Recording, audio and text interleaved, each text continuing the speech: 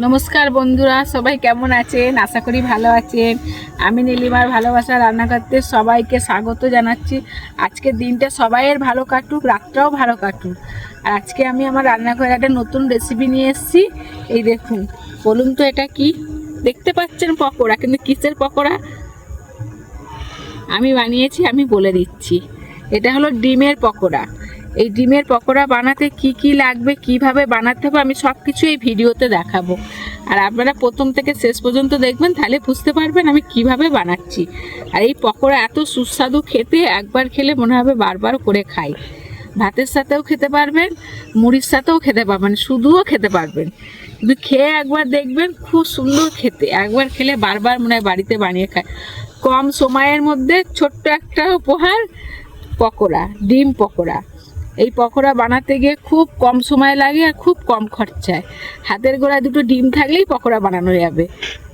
চলুন তাহলে আমি রান্নাঘরে গিয়ে দেখিয়ে দিচ্ছি কিভাবে বানাতে হবে। আর এই পকোড়া খেতে তোমার সসও লাগবে না, আর কোনো চাটনিও লাগবে না, শুধুই খেতে পারবে। এত সুন্দর সুস্বাদু খেতে। বন্ধুরা, ডিম পকোড়া করার জন্য কি কি লাগবে আমি এখন সব কিছু বলে দিচ্ছি। প্রথম লাগবে ডিম। দুটো ডিম নিয়ে নিয়েছি। এই ডিম দুটো আমি ভেজে নেব। আর একখানা পেঁয়াজ আর 6খানা রসুন কোয়াট নিয়েছি। আর এতে 20খানা গোলমরিচ আছে। এগুলো এই হামাল দিস্তাতে থেতো করে নেব। 50 চিড়ে নিয়েছি, চিড়েটা লাগবে। এক ছোট বাটির 1 বাটি বেসন নিয়েছি। 2 চামচ চালগুঁড়ি নিয়েছি। চাট মশলা নিয়েছি। খাবার সোডা নিয়েছি। হলুদ, স্বাদের জিনিস লবণ, তেল নিয়েছি।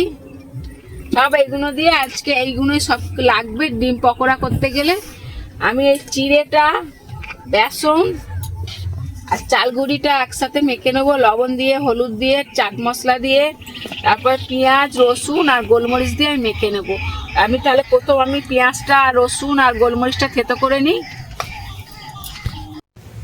বন্ধুরা, আমার পেঁয়াজ, রসুন আর গোলমরিচ থেতো করা হয়ে গেছে। আমি এখন ওই চিড়ের মধ্যে ঢেলে দেবো।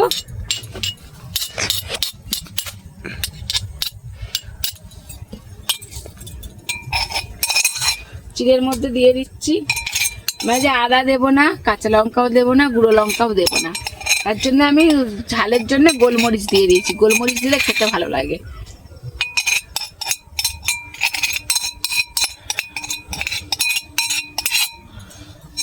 এবার একে একে আমি কি দেব ব্যাটারটা বানানোর জন্য আমি সবকিছু এখন দেখিয়ে দিচ্ছি। 1 বাটি বেসন দিচ্ছি, ছোট বাটির। 2 চামচ চালগুঁড়ি এনেছি বাইরে থেকে, দিয়ে দিচ্ছি। খাবার সোডা দিচ্ছি,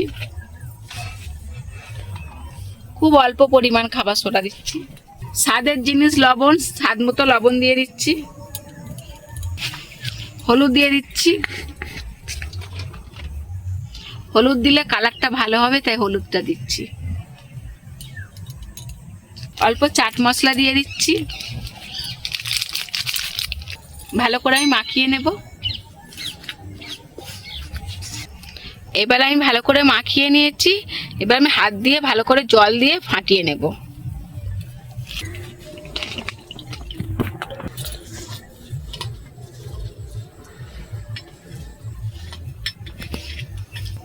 পকোড়াটা বানানোর জন্য ব্যাটারটা খুব পাতলা করলে হবে না, আবার খুব মোটা করলেও হবে না, মিডিয়াম করতে হবে, তাহলে পকোড়াটা ভালো হবে। এই দেখুন বন্ধুরা, খুব পাতলাও হয়নি, আবার খুব মোটাও হয়নি। পকোড়া বানানোর জন্য ব্যাটারটা পুরো রেডি হয়ে গেছে। এবার একটু ফাটিয়ে নেব। ফাটানো আমার হয়ে গেছে বন্ধুরা। আমি এটা চাপা দিয়ে হাতটা দিয়ে উনুনটা জ্বেলে দেবো ডিমটা ভাজার জন্যে। আর এই চিড়ে আর চালগুঁড়ি দিয়েছি কেন, এটা মচমচে হবে আর খেতে সুস্বাদু লাগবে, ওই যে চিড়ে আর চালগুঁড়িটা দিয়েছি। চলুন তাহলে আমি হাতটা ধুয়ে উনুনটা জ্বেলে নিই ডিমটা ভাজার জন্যে। বন্ধুরা, এই দেখুন আমি উনুনটা জ্বেলে দিয়েছি। আর একটা ডিম আমি ফাটিয়ে নিয়েছি সামান্য লবণ দিয়ে। আমি সাদা তেল দিয়ে দিচ্ছি কড়াতে। কড়াটা গরম হয়ে গেছে। ডিম ভাজার জন্যে। বন্ধুরা কড়ায় তেল দিয়েছি ডিম ভাজার জন্য, কড়ার তেল গরম হয়ে গেছে, আমি ডিমটা দিয়ে দিচ্ছি।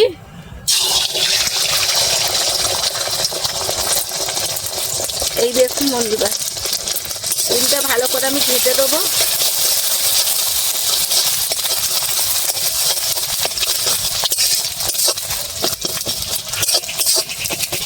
আমি আর একটা ডিম নিয়েছি, এই ডিমটা ফাটিয়ে নেব ভেঙে।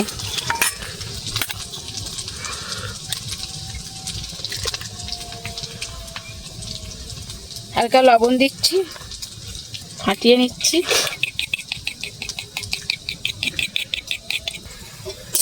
ডিমটা ভালো করে নেড়ে ছেড়ে দেবো।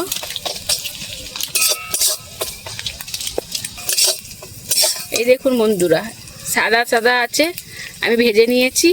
এবার আমি বেসন, চাল গুঁড়ি আর চিড়ে দিয়েছি যে ওটার মধ্যে দিয়ে দিলাম, বাটারের মধ্যে। আবার অল্প তেল দিয়ে দিচ্ছি। এই ডিমটাও দিয়ে দিচ্ছি।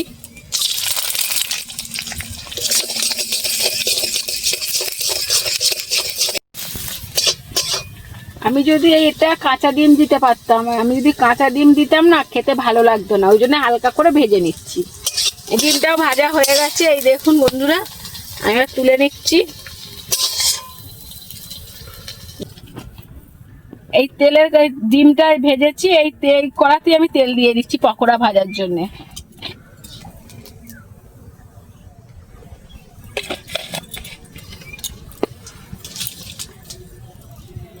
তেলটা গরম হোক, ততক্ষণ আমি এই ডিমটা পকোড়া করার জন্য যে বাটারটা করেছি তার মধ্যে মেখে নেব। এই দেখুন বন্ধুরা, আমি মাখিয়ে নিয়েছি। আমি যেভাবে বানাচ্ছি আপনারাও এইভাবে বাড়িতে বানিয়ে খেয়ে দেখবেন, খুব সুন্দর খেতে লাগবে। মুড়ি দিয়েও খেতে পারেন, ভাত দিয়েও খেতে পারেন। অনেক রকম পকোড়া খেয়েছেন, একবার এইভাবে পকোড়া বানিয়ে খেয়ে দেখবেন। তেল গরম হয়ে গেছে, আমি অল্প অল্প করে দিয়ে দিচ্ছি।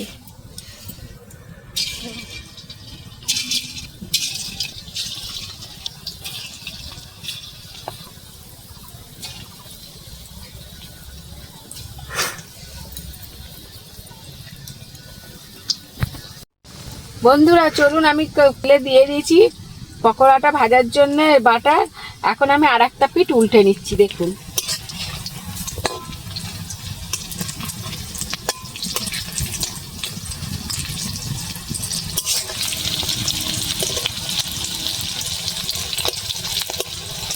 বেশি চাপবো না, বেশি চাপলে নরম বড় হয়ে যাবে, খেতে ভালো লাগবে না। পকোড়া করতে এরকমই ভালো লাগে।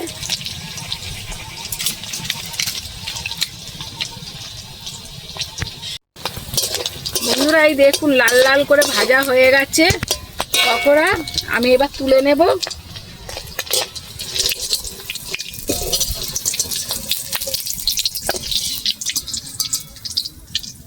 এই দেখুন কত সুন্দর দেখতে লাগছে, দেখেছেন? আমি এইভাবেই সব পকোড়া ভেজে নেব। বন্ধুরা আমার পকোড়া ভাজা রেডি হয়ে গেছে। এই দেখুন ডিম পকোড়া কত সুন্দর মচমচে হয়েছে, দেখুন। এই দেখুন সুন্দর আওয়াজ হচ্ছে, দেখুন। এই দেখুন কত সুন্দর হয়েছে। চলুন তাহলে আমি এখন খেয়ে দেখাচ্ছি কেমন হয়েছে। বন্ধুরা আমি এই 5খানা পকোড়া নিয়ে নিয়েছি, এই দেখুন এই বাটি থেকে। আমি এখন খেয়ে দেখাবো কেমন হয়েছে।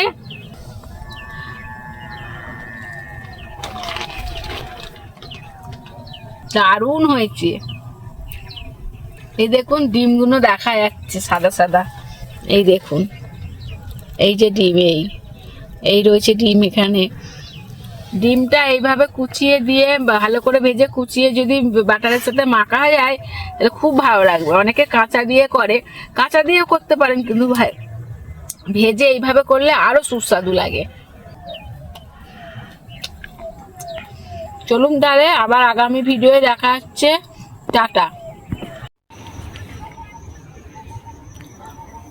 এই দিদিকে দিয়েছি পকোড়া, খেয়ে বলবে কেমন হয়েছে। কেমন হয়েছে দিদি? ভালো হয়েছে, খুব ভালো হয়েছে।